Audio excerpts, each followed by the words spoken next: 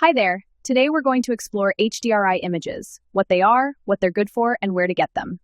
HDRI environments are so much more than background images. A HDRI is a complete environment with light sources built in, along with an adjustable floor level to catch shadows, the radiant light and light reflected from.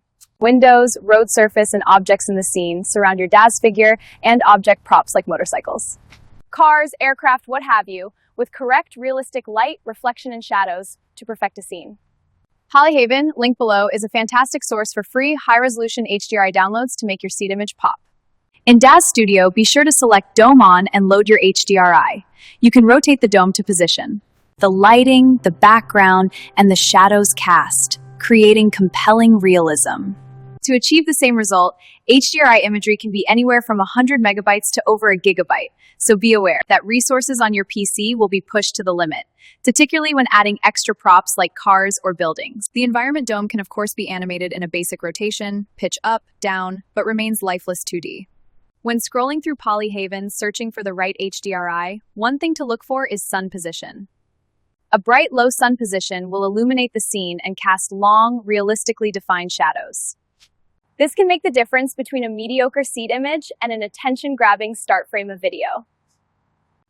Always look for the obviously visible sun in the thumbnail. Many interior scenes and night scenes will simply not have the lighting effect you're looking for.